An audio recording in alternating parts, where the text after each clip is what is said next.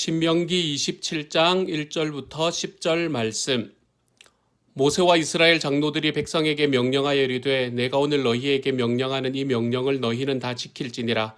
너희가 요단을 건너 내 하나님 여호와께서 내게 주시는 땅에 들어가는 날에 큰 돌들을 세우고 석회를 바르라. 요단을 건넌 후에 이 율법의 모든 말씀을 그 위에 기록하라. 그리하면 내 하나님 여호와께서 내게 주시는 땅 곧 젖과 꿀이 흐르는 땅에 내가 들어가기를 내 조상들의 하나님 여호와께서 내게 말씀하신 대로 하리라. 너희가 요단을 건너거든 내가 오늘 너희에게 명령하는 이 돌들을 에발산에 세우고 그 위에 석회를 바를 것이며 또 거기서 내 하나님 여호와를 위하여 제단 곧 돌단을 쌓되 그것에 쇠 연장을 대지 말지니라. 너는 다듬지 않은 돌로 내 하나님 여호와의 제단을 쌓고 그 위에 내 하나님 여호와께 번제를 드릴 것이며 또 화목제를 드리고 거기에서 먹으며 내 하나님 여호와 앞에 즐거워하라. 너는 이 율법의 모든 말씀을 그 돌들 위에 분명하고 정확하게 기록할지니라. 모세와 레위 제사장들이 온 이스라엘에게 말하여 이르되 이스라엘아 잠잠하여 들으라. 오늘 내가 내 하나님 여호와의 백성이 되었으니 그런즉 내 하나님 여호와의 말씀을 청종하여 내가 오늘 내게 명령하는 그 명령과 규례를 행할지니라. 아멘. 신명기 12장부터 26장까지의 말씀은 신명기의 법전이라고 이야기를 했습니다. 우리가 지난 한 달 동안 계속해서 바라보았던 이 신명기의 법전은 하나님의 백성들이 하나님의 땅에 들어간 이후에 그들이 어떻게 살아야 하는 것인지, 하나님과 함께 살아가기 위해서 그들은 삶에 어떠한 습관을 가지고 어떠한 계명을 가지고 살아가야 되는 것인지를 자세하게 조목조목 이야기를 해주는 말씀이었습니다. 이제 오늘부터 이번 6월때 들어서서는 신명기 27장부터의 말씀을 우리가 함께 나누게 될 건데요. 여러분이 보시면 알겠지만 신명기 27장의 말씀부터는 직접적인 율법에 관한 이야기를 우리에게 해주는 것이 아니구나라는 것을 아시게 될 겁니다. 그래서 신명기는 27장부터 34장까지의 말씀을 마치 에필로그처럼 우리들에게 붙여주고요. 이 부분에서 하는 이야기는 이제 이스라엘 백성들이 하나님 앞에서 하나님 앞에 어떻게 살아가야 될 것인지에 대한 율법, 그 법전을 받았으니 그 법전을 받은 사람으로서 그들이 어떠한 행위를 하여야 되는가라는 이야기와 그리고 마지막에 모세가 그 백성들을 향해서 어떻게 축복하였는가라는 이 말씀 두 가지를 포함하고 있는 것이 이 에필로그처럼 우리들에게 주어지는 신명기 27장부터 34장까지의 말씀입니다. 그리고 난 다음에 남은 기간은 시편의 말씀을 묵상하면 이번 6월이 다 지나가게 될 것 같습니다. 오늘의 말씀에서는 이스라엘 백성들이 하나님 앞에 법전을 받고 난 다음에 처음 해야 되는 일에 관한 이야기가 나옵니다. 그런데 하나님 앞에 법을 받는다라는 것은 굉장히 중요한 일이었을 것입니다. 이스라엘 민족들에게 이제 그들이 하나님과 함께 하나님과 같은 장소에서 하나님이 주신 곳에서 살아가게 될 것인데 그 살아가는 과정에서 어떻게 하여야 그들이 죽지 않고 망하지 않고 하나님과 함께 살아갈 수 있을까라는 것을 그들에게 말하는 것이었기 때문에 이는 매우 중요했던 일이었습니다. 우리는 우리들의 삶에서 굉장히 중요한 일이 끝나고 나면 왜 좀 허탈감에 빠져들어가는 때가 있지 않습니까? 그렇죠? 예전에 제가 대학 입시를 볼 때는 학력고사 시절이었지만 요즘에는 수능 시험을 보게 됩니다. 이처럼 대학 수능 시험을 끝내고 난 아이들, 그리고 미국에서는 이제 시니어가 끝나고 대학을 들어가기 직전에 요럴 때의 학생들은 굉장히 큰 포부를 가지게 되어 있는 것 같습니다. 그 시간 동안에 평소에 내가 하지 못하던 일을 좀 하겠다라고 이야기를 하며 자기가 평소 때 잘 하지 못했던 것을 개발하기 위한 시간을 들이려고 노력하고 계획하고 하며 살아가게 되는 것 같습니다. 그래서 요 시간이 되면, 요 방학 때의 시간이 되면 보통 요즘은 이제 오픈을 하지 않았지만 짐 같은 것도 굉장히 많은 사람들이 등록을 한다라고 이야기하는 것을 본 적이 있습니다. 그렇지만 시험이 끝나고 실제로 내가 이렇게 해야지 하는 시간이 딱 다가오게 되면 막상 내가 계획한 대로 살아가는 것이 쉽지만은 않다는 것을 알게 됩니다. 이 많은 시간을 어떻게 사용해야 될지 잘 몰라서 학생들은 여기저기 기웃거리게 되고 그렇게 온종일 집에서 잠을 잔다거나 그렇지 않으면 게임을 한다거나 하면서 자기의 시간을 다 보내버리는 때가 많은 것 같습니다. 군대에서 갓 제대한 사람도 마찬가지인 것 같지요. 보통 군대에서 제대하고 나면 내가 끝나고 나면 이전에 군대 오기 전에 했던 일들, 이런 일들은 하지 말아야지, 이런 일들은 해야지라고 생각하며 나오는 것이 일상이지 않습니까? 그렇지만 군에 있을 때에도 제대하기만 하면 내가 이렇게 해보겠다라고 이야기도 하고 계획도 잡지만 그대로 시간을 활용하며 살아가는 것은 정말로 쉽지 않다는 것을 우리는 모두가 잘 알고 있습니다. 어지간히 큰 마음을 품지 않으면 제대하고 난 뒤에 내가 제대하고 나면 이렇게 살아가겠습니다 라고 생각하고 계획했던 대로 살아가는 것은 결코 쉽지 않은 일이 되는 것이지요. 사람들은 자기가 가지고 있었던 그 게으른 습관들, 그것을 쉽게 버리지 못합니다. 그래서 시간이 오면 그 시간이 흘러가는 대로 자기의 몸을 맡기고 살아가다가 시간을 낭비하게 될 때가 얼마나 많은지 모릅니다. 이러한 일들은 신앙생활에서도 마찬가지인 것 같습니다. 우리가 신앙생활을 잘 하겠다, 믿음 생활을 잘 하겠다라고 결심하지만 우리의 인생의 풍파가 지나가면 다시 우리는 게으른 신앙생활로 돌아가게 됩니다. 인생의 위기가 닥쳤을 때는 누가 시키지 않아도 기도하지만 극복하고 나면 곧장 게을러지고 나태해지는 모습을 보게 되는 것이지요. 오늘 읽은 이 말씀, 신명기 27장의 말씀은 어려운 큰 고비를 겪고 난 이스라엘 백성들에게 하나님께서 주시는 당부의 말씀입니다. 이 말씀을 받은 이스라엘 백성들은 아직 요단강을 건너지 않은 시점이었습니다. 요단강을 건너고 난 후에 백성들에게 너희들은 이렇게 살아가라 라고 이야기하는 말씀이 바로 오늘의 말씀인 것이지요. 그래서 오늘 2절의 말씀은 우리에게 이렇게 이야기합니다. 너희가 요단을 건너 내 하나님 여호와께서 내게 주시는 땅에 들어가는 날에 큰 돌들을 세우고 석회를 바르라. 아멘. 요단강이란 당시 이스라엘 백성들에게는 굉장히 큰 강이었습니다. 인생의 큰 고비이었을 것이고 그들이 가나안 땅에 들어가기 위해서는 반드시 건너가야 되는 곳이었습니다. 이 강을 건너고 난 이후에 그 강을 건넜다는 안도감이 그들에게 굉장히 컸을 것입니다. 큰 고비를 넘었다라는 마음의 평안을 누리고 그들이 살아가게 되었을 것입니다. 하지만 이제 큰 고비를 넘고 난 이후에 그들의 마음이 아무것도 하지 않는 게으른 마음으로 다시 돌아가지 않도록 하기 위해서 하나님께서는 이처럼 큰 고비를 넘고 난 이후에 돌들을 세우고 그 위에 석회를 바르라 라고 그들에게 명령하고 있습니다. 8절의 말씀을 보시기를 바랍니다. 8절의 말씀은 우리에게 이렇게 이야기합니다.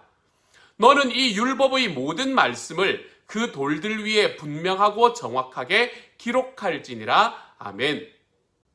요단을 건넌 후에 이스라엘 백성들에게 하나님께서는 너희가 큰 고비를 건너가고 난 다음에 거기에 가만히 서 있지 말고 그 직후에 돌들 위에다가 석회를 바르고 거기에 말씀을 기록하라 라고 이야기를 하고 계십니다. 이스라엘 백성들이 출애굽을 할 때에 2번 물을 건너는 사건이 있었습니다. 한 번은 홍해로 대표되는 바다를 건너는 사건이었고요. 또 한 번은 오늘 신명기 말씀에서는 아직까지 경험하지 못했지만 그들이 가나안 땅으로 들어갈 때 요단이 서편으로 들어갈 때에 요단강을 건너는 사건이 그들에게 있었습니다. 홍해는 바다였고 요단은 강이었습니다. 그렇다면 이스라엘 백성들의 입장에서 볼 때에 더 건너기 힘들었던 곳은 어디였겠습니까? 그냥 우리가 일반적으로 생각해 보면 바다는 더 깊고 바다는 더 넓기 때문에 홍해가 그들에게 더 건너기 힘든 곳이 아니었을까라고 생각을 할 수가 있습니다. 그것도 사실입니다. 하지만 말씀을 바라보면 홍해는, 그 바다는 하나님께서 갈라놓으신 것을 이스라엘 백성들이 보고 그곳으로 들어갔다라고 이야기를 하고 있습니다. 다시 이야기해서 그 바다가 갈라진 것을 눈으로 보고 그들이 걸어갈 것을 직접 자기의 눈으로 확인하고 그리고 그곳으로 들어갔기에 그들의 마음속에 이것이 어떻게 되는 것은 아닌가라는 두려움은 적을 수밖에 없다는 것이었지요. 그렇지만 요단강을 건널 때는 좀 달랐습니다. 이들이 요단강을 건널 때는 그 요단강물이 두 개 찰랑찰랑하게 넘치고 있던 시기였습니다. 그리고 그렇게 두 개 찰랑찰랑하게 넘치고 있는 그 도도한 강물을 향해서 하나님께서는 너희가 이제는 이것을 지나가라 라고 이야기를 하고 계시는 겁니다. 그 물에 휩쓸리면 죽을 수밖에 없는 상황이었습니다. 그리고 그 물에 휩쓸리지 않을 것이라고는 누구도 장담할 수 없는 상황이었지요. 강이 갈라지지 않은 상황 속에서 그 강의 물은 여전히 둑을 찰랑거리고 있는, 물결이 도도히 흐르고 있는 그 강을 향해서 하나님께서는 이제 너희가 이 강을 건너갈 수 있다, 건너가라 이야기를 하고 계셨던 것이지요. 그러므로 이스라엘 백성들에게는 이미 갈라져 있던 바다를 건너는 것보다는 지금은 도도히 흐르고 있지만 하나님께서 그것을 그치게 해주시겠다라는 그 약속 하나 믿고 발을 디뎌내야 되는 요단강이 훨씬 더 그들의 삶 속에서는 힘든 일이 되었을 것입니다. 이렇게 공포스러운 일이 그들에게 펼쳐졌는데 이 공포스러운 일들 속에서 그들이 구원을 받게 됩니다. 하나님께서 약속하신 대로 하나님의 언약궤를 맨 제사장들의 발이 그 강물에 닿는 순간 그 강물이 그치게 만들어주셨고, 그리고 그 강으로 걸어갔던 모든 사람들이 모두 그 강을 건너가기까지 아무런 문제가 없을 수 있도록 하나님께서 해주셨다는 것이지요. 이렇게 공포스러운 일들 속에서 받은 구원, 그들은 이 구원 속에서 무사함을 경험할 수 있게 되었습니다. 자, 이렇게 무사한 것을 경험하고 난 다음에는 마음이 좀 풀어질만 하지 않습니까? 그렇기 때문에 하나님께서는 그들이 요단강을 다 건넌 직후에 그들의 마음이 좀 풀어질만 할 때에 강물 밑바닥에 있는 돌들을 가져다가 하나님 앞에 에발산이라는 곳에 돌단을 세우고 거기에 석회를 발라 하나님의 말씀을 기록하라 라고 이야기를 하고 계시는 것입니다. 강을 건너는 것도 말씀을 기록하는 것도 모두 이들에게는 부담되는 말씀이었을 것입니다. 그리고 하기 힘든 일이었을 것입니다. 그렇지만 그들은 그 일을 해야만 했습니다. 사랑하는 여러분, 우리가 올 한 해를 살아오면서 이제는 넉 달, 5달밖에 지나지 않았지만 어떤 분들은 인생의 큰 고비를 넘긴 분들도 계실 것입니다. 또한 우리들의 삶에 지금도 여전히 믿음의 투쟁을 하면서 기도 응답을 받아가며 어려운 일들을 무사히 마치고 여기까지 오신 분들도 계실 것입니다. 그런 분들은 자, 이제 나는 요단강을 건넜고 나는 40년의 광야 생활을 거의 다 마쳤다. 그러니까 이제는 좀 안주해도 되겠다. 여기에 좀 멈춰서 쉬고 안심해도 되겠다라고 생각할 바로 그때에 하나님께서는 우리 한 사람 한 사람들에게 이렇게 이야기하십니다. 그때의 말씀을 기록하라 라고요. 하나님의 말씀을 다시 읽고 다시 한번 영적 상태를 다잡으라 라고 하나님께서는 우리에게 말씀하고 계시는 것입니다. 이렇게 말씀하시는 하나님 앞에서 결단과 순종의 말씀으로 엎드리는 하나님의 백성들이 되어가기를 소망합니다. 하나님께서 우리에게 말씀하시는 이 말씀을 붙잡으라 라는 이 명령에 하나님 앞에 예 하나님, 제가 주님의 말씀 붙들고 주님의 말씀 읽고 묵상하는 일에 저의 매일매일의 삶의 시간을 투자하는 사람이 되겠습니다. 하나님 앞에 고백하며 나아가는 저와 여러분이 되어가시기를 소망합니다. 초대교회 성도들을 보십시오. 베드로라는 사람이 나타나서 많은 사람들 앞에서 한 번 설교를 했더니 3,000명이 예수를 믿고 5,000명이 예수를 믿는 이러한 놀라운 일들이 그들에게 벌어졌습니다. 그래서 이제는 그들은 적은 숫자가 아니라 예루살렘 안에서 많은 숫자들로 하나님을 믿고 예수님을 믿는 공동체를 이룰 수 있었습니다. 하지만 그 과정 속에서 그 과정 안에 있으면서도 그들은 그들의 마음속에 결단코 안주하며 살아가는 사람들이 아니었습니다. 그들은 여전히 그들의 삶 안에 하나님의 기적이 일어나는 것 같은, 그들의 삶이 잘 이루어지는 것 같은 그 순간에 여전히 하나님의 말씀을 그 사도들에게 받기를 게을리하지 않는 사람들이었던 것이지요.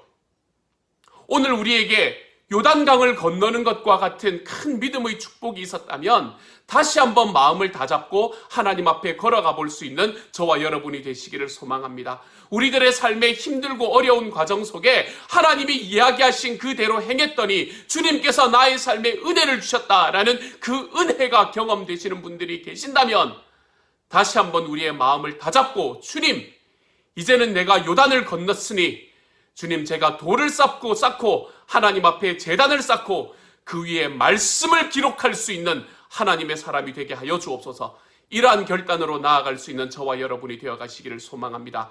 이제 2020년도 6월이 접어들었습니다. 이제는 하반기를 접어들어가는 시기가 가까이 옵니다.